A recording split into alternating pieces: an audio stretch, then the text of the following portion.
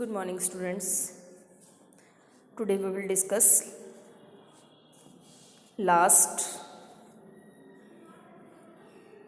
technique of scientific management theory, that is differential wage system. Under the differential wage system, Taylor suggests that equal wages should not be provided to each and every employees. Fayol तो ये बात कहता है कि सभी को एक जैसे काम के लिए एक जैसी सैलरी दें, लेकिन टेलर ये बात कहता है कि अगर हम एक जैसे काम के लिए सभी को एक जैसी सैलरी देते रहेंगे तो एम्प्लॉयज़ में कुछ बहुत ज़्यादा हार्ड वर्कर होते हैं, अच्छा मन लगा के काम करते हैं, और कुछ एम्प्लॉयज़ ऐसे होते हैं जो केयरलेस होते हैं, वो बिल्कुल काम नहीं करते हैं। तो अगर इनएफिशिएंट वर्कर्स को भी एफिशिएंट वर्कर्स की इक्वल सैलरी मिलती रहेगी तो एफिशिएंट वर्कर भी हमारे इनएफिशिएंट हो जाएंगे। So Taylor suggest that there should be difference in wages of each and every worker who work hard and do more, they must get more salary, and those worker who do less and produce less unit of production, they may be provided with the less wages. For example, यहाँ हमें Taylor की differential wage system के according fair day work हमें decide करना है कि एक worker कितने दिन एक दिन का काम कितना होगा। पर डे वर्क जो है, मान लो कि उसका 100 यूनिट है कि हर वर्कर को एक दिन में 100 यूनिट बनाने ही बनाने हैं, तो जो व्यक्ति उस प्रतिदिन के काम को ये करेगा या उससे ज़्यादा करेगा, दे may be provided 4 per unit, यानी कि जो व्यक्ति 100 यूनिट बनाएंगे उनको 100 के हिसाब से 100 यूनिट इंटू 400 रुपीज़ मिलेंगे। तो इसमें कुछ एफिशिएंट वर्कर भी हो सकते हैं जो बढ़िया काम करेंगे, ज़्यादा काम करेंगे, तो उस केस में एक वर्कर ने 120 यूनिट बनाए, तो 120 यूनिट बनाने वाले को मल्टीप्लाइड बाय 4, यानी कि दे विल गेट 480। ठीक है बेटे। अगर कोई वर्कर कामचोर है, इनएफिशिएंट है, कम काम करता है, मान लो कि किसी वर्कर ने 90 यूनिट बनाए, तो ये बात हमने वर्क स्टडी में करी थी कि वर्क स्टडी में मेथड, मोशन, फटीग और टाइम स्टडी से हम एक व्यक्ति का प्रतिदिन का काम निश्चित कर लेते हैं, दैट इज़ 100 यूनिट 4 स्टडी के हिसाब से। ठीक है। तो अगर कोई वर्कर मान लो कि 80 यूनिट पैदा करता है या 90 यूनिट पैदा करता है, तो उसको 4 रुपये के हिसाब से नहीं दी जाएगी, उसको पनिश किया जाएगा by giving less wages with the less rate. तो टेलर यही बात कहता है कि there should be 2 wage rate, high wage rate जो कि प्रतिदिन का काम डेली पूरी करता है या उससे ज़्यादा करता है, और ऐसे वर्कर्स को आप पनिश करो लो वेज रेट से जो कि स्टैंडर्ड वर्क को पूरा नहीं करते हैं, यानी कि जिन्होंने 100 यूनिट नहीं बनाए तो उनको 4 के हिसाब से नहीं, 3 के पर यूनिट के हिसाब से पेमेंट किया जाएगा। तो मान लो कि अभी यहाँ पे एग्जांपल दे रखा है बेटे कि किसी ने 101 यूनिट बनाए हैं तो दे आर गेटिंग 404, एंड जो 99 यूनिट बना रहा है 99 को 3 के हिसाब से मिलेगा, तो they may be getting 297, and those who produce less work they are punish with the 107 rupees. तो टेलर ये फर्दर उसको फ्यूचर में बेटर परफॉर्म करने के लिए, स्टैंडर्ड वर्क को पूरा करने के लिए मोटिवेट करेगा बेटे। तो इसमें इसके मेरिट डिमेरिट एनसीईआरटी में दे रखे हैं, आप इसको पढ़ना बेटे।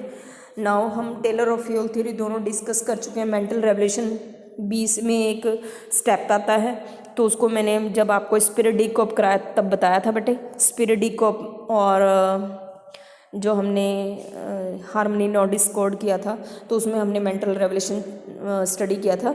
तो there should be mental change in the mindset of workers as well as management को give them participation in profit and participation in decision making. तो हम एक मैनेजमेंट को अपने वर्कर्स को अपना दुश्मन ना मान के उनको अपना फ्रेंड, अपना पार्टनर मानना चाहिए, और हमेशा हर कोई भी डिसीज़न लेते समय उनकी डिसीज़न को, सजेशंस को वेलकम करना चाहिए, और अच्छे डिसीज़न को मारना भी चाहिए। और दूसरी बात मैंने आपको बताई थी कि प्रॉफिट अकेला मैनेजमेंट को ना मिले, some part of the profit with the salary should be provided to the workers. तो ये हमने मेंटल रेवोल्यूशन में किया था, आपके एनसीईआरटी की बुक में होगा, आप देखना बेटे। और वर्कर्स को भी क्या करना है, workers should work hard for hard work for the and they accept the new change of the company and they should forget to go on strike। वो स्ट्राइक पे ना जाके मेहनत से काम करेंगे और कोई भी कंपनी के नए चेंज को हैप्पीली एक्सेप्ट करेंगे। तो ये जो टेलर और फ्यूल थ्योरी हम डिस्कस कर चुके हैं, इनके टेलर और फ्यूल थ्योरी का कंपैरिजन करना है बेटे। और मैंने ये भी क्लास में डिस्कस किया था कि जो टेलर और फ्यूल हैं दोनों ही ह्यूज गोल्स को अचीव करने में हेल्प करती हैं और दोनों ही थ्योरी जो हैं डिवीजन ऑफ वर्क को फेवर करती हैं। दोनों ही थ्योरी स्पेशलाइजेशन के बेनिफिट को एक्सेप्ट करती हैं और दोनों ही थ्योरी जो हैं they agree with the there should be complete industrial change, there should be industrial peace and there should be complete harmony between management and workers. तो ये सिमिलैरिटी है इसकी बेटे, आप देख सकते हो अपनी बुक में और पढ़ लेना आप इसको। इसमें दोनों ही टेक्निक जो हैं इसके 3-3 पॉइंट करने हैं बेटे आपने। और टेलर थ्योरी जो है वो administrative level of top level management पे अप्लाई होती है और फ्यूल थ्योरी जो आपकी टेलर थ्योरी है lower level managers shop floor level पे लागू होती है और हेनरी फ्यूल थ्योरी आपके टॉप लेवल मैनेजमेंट पे लागू होती है। बेसिस ऑफ फॉर्मेशन ये पर्सनल एक्सपीरियंस पे बेस पे हेनरी फ्यूल ने खुद बनाई है और टेलर ने ऑब्जर्व करके फैक्ट्री में ऑब्जर्व करके एक्सपीरियंस से बनाई है। और जो फोकस है हेनरी फ्यूल का improving the overall manage energy of managers है एंड इसका जो टेलर थ्योरी का मेन फोकस है increasing productivity quality quantity and to increase the efficiency of the worker at the shop floor level. ठीक है बेटे। दूसरा unity of command Henri Fayol इसको स्ट्रांगली एग्रीड करता है, इसमें अप्लाई किया गया हेनरी फ्यूल थ्योरी में। और एफडब्ल्यू टेलर में यूनिटी ऑफ कमांड को वायलेट किया गया है क्योंकि here workers are getting from 8 specialist. ये बहुत इंपॉर्टेंट पॉइंट है बेटे, इसको आपने अच्छे से करना है। ठीक है। और जो आपकी हेनरी फ्यूल थ्योरी है इट इज़ अप्लाइड यूनिवर्सली, ये हर जगह हर लेवल पे लागू होती है। लेकिन जो आपकी टेलर थ्योरी है it is applied in the special situation when there is a production activity in the shop floor level. और दोनों के नाम हेनरी फ्यूल थ्योरी को हम जनरल थ्योरी ऑफ मैनेजमेंट कहते हैं और टेलर थ्योरी को साइंटिफिक थ्योरी ऑफ मैनेजमेंट बोलते हैं।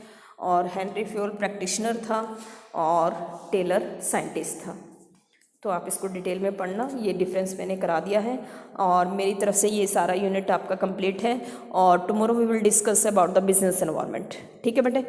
तो 10 दिसंबर से आपके एग्ज़ाम हैं और ट्राई टू अंडरस्टैंड कि अब पढ़ना बहुत ज़रूरी है।